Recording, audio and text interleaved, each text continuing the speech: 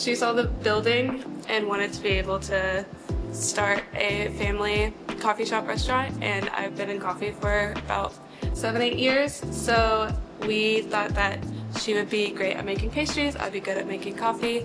We bought it and then weren't allowed to mess with it until it could be on the historic registration. Everything works out for us to be approved to actually renovate it, and that alone took about a year, and now we are renovating our own.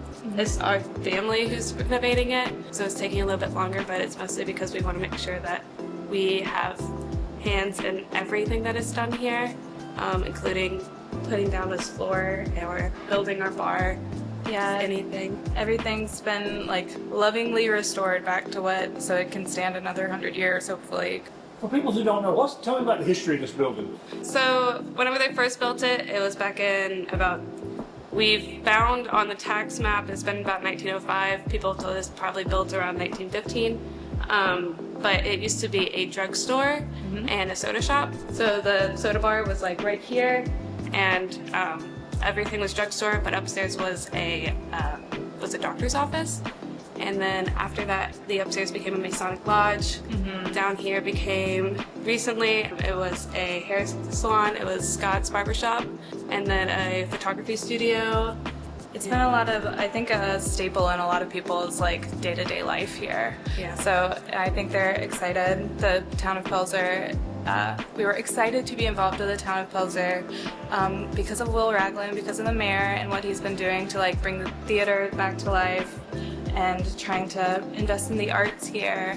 And we really want to make a family business that will be something the community gets to like come together and enjoy.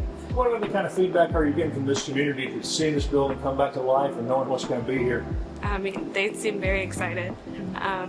Yeah, I think they really want something, especially because it's just to go anywhere around here. I mean, there is cotton duck, which is great, and but I think it's nice for Pelzer to have something, and especially since we're going to also have food along with coffee. I think they're very excited to have a restaurant.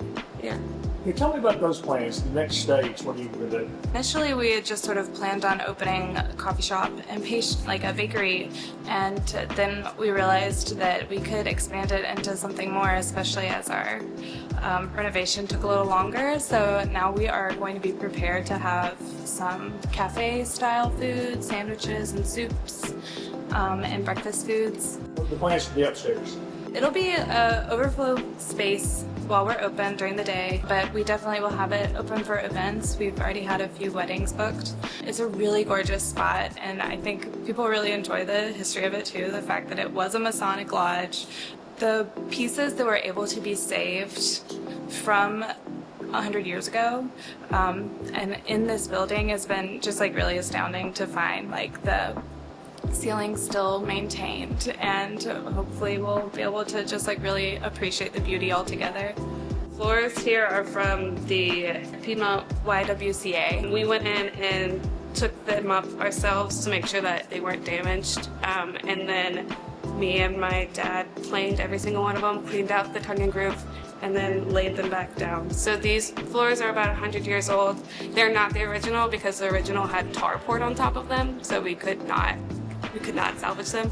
But we wanted to keep something that was still close to home and from the time period. And we're lucky enough to be, I mean, with the Historic Registry, we have someone who is working with us, and he was the one who was like, there's this other building that will have the flooring you need, and it's also a historic building. And so it's been really interesting to see, you know, the other places that are in this area that are being restored or being maintained for its historic relevance too. We're going to be hopefully opening soon. Yeah. And the community can come in and get to appreciate it with us. Yeah, hopefully in a couple of weeks. Yeah. But also on top of our family renovating everything, once we're open, it's mostly going to be me, my sister, and my cousins working here. Yes. Yeah, so even whenever we're open, we're going to be mostly family. Yeah, hopefully by the spring we'll be serving food like every day.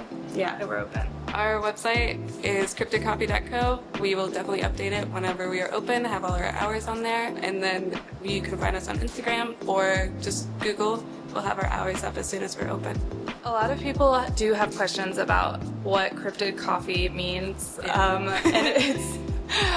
it was kind of a joke, but we honestly loved the idea that we were throwing ideas around, and we were like, oh, but what about if Bigfoot was like drinking a cup of coffee? And you know, growing up in Appalachia, you kind of hear a bunch of like stories, and you get to live a little closer to folklore, so it's just a lot of fun. We will be doing a multi-roastery, which means I'm not going to be sticking with one coffee. Right now we're going to be serving Junto, and then also Little Waves in Durham and Rowan Coffee in Asheville. But I'll always be putting on new coffees, some that'll be a little more experimental, but then also, of course, got your good dark roast coffee for anybody who wants just a traditional cup. For regular coffee, it's just going to be all the staples: lattes, cappuccino, iced lattes. We'll have flavors for sure because I love a sweet drink. But then if you want a good black coffee, we'll have that too. Definitely open to being a multifunctional space for the community. So the type of events can definitely be more traditional, like a wedding or baby shower or something, or it could be just like if you want to have a book club here. Like, we're definitely wanting to be a gathering spot for people where it's a lot of space, and we just love the idea of community kind of being built up and having a place to be.